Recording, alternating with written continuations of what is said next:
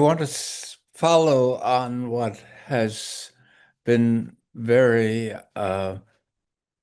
clearly expressed by my two prior uh, colleagues and speakers.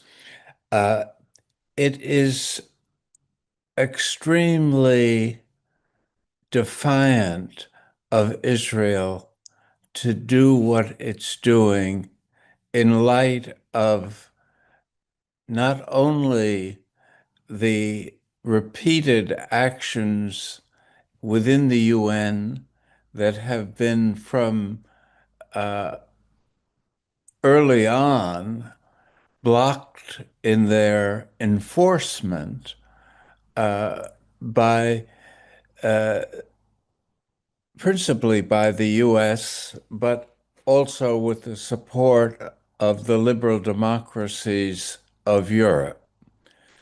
It is a shameful episode in international normative behavior that the countries that pride themselves on championing human rights and an enlightened view of the role of international law should have so dramatically undermined the implementation of the most basic principles of international law ever since the occupation of Palestine and the 1967 occupation of the Palestinian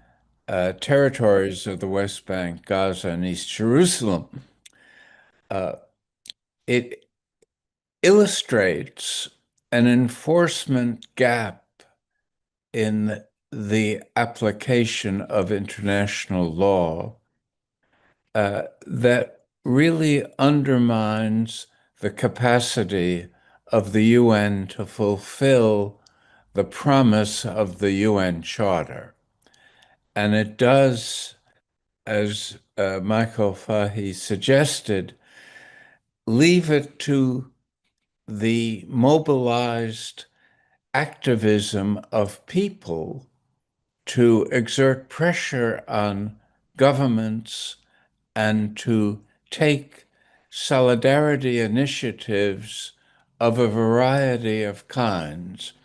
And there's now talk of a general strike, of exerting various forms of pressure to establish arms embargoes on Israel, to suspend Israel's participation in the UN.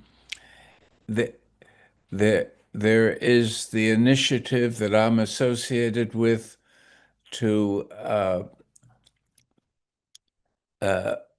proceed with a Gaza tribunal that basically endorses this notion that where international law is blocked in its enforcement by geopolitical interference,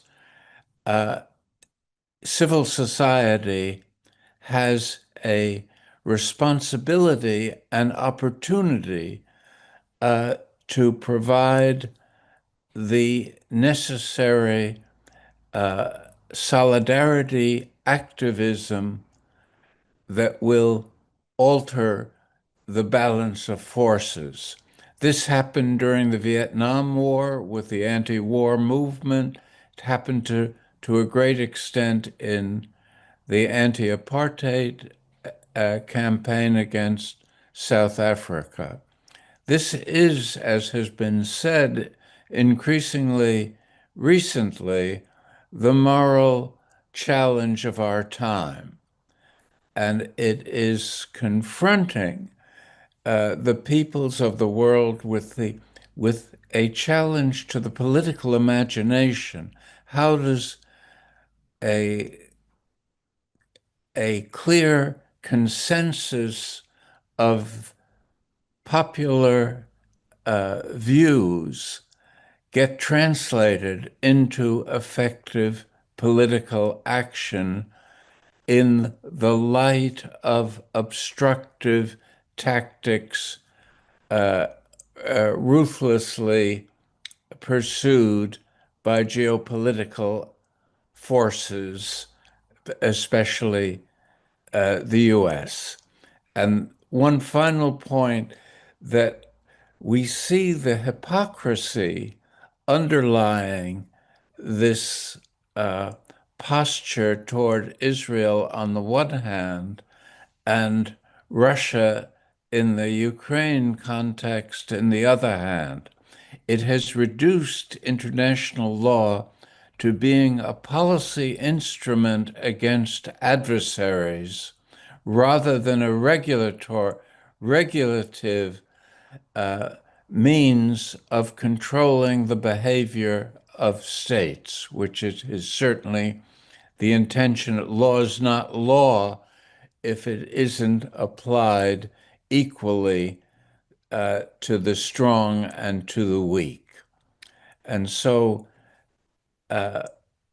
one hopes that the rising tide of solidarity with the Palestinian struggle can be turned into an effective movement that puts sufficient pressure on governments around the world, and particularly in Europe and North America, to bring this genocide to an end and to work toward the liberation of the Palestinian people.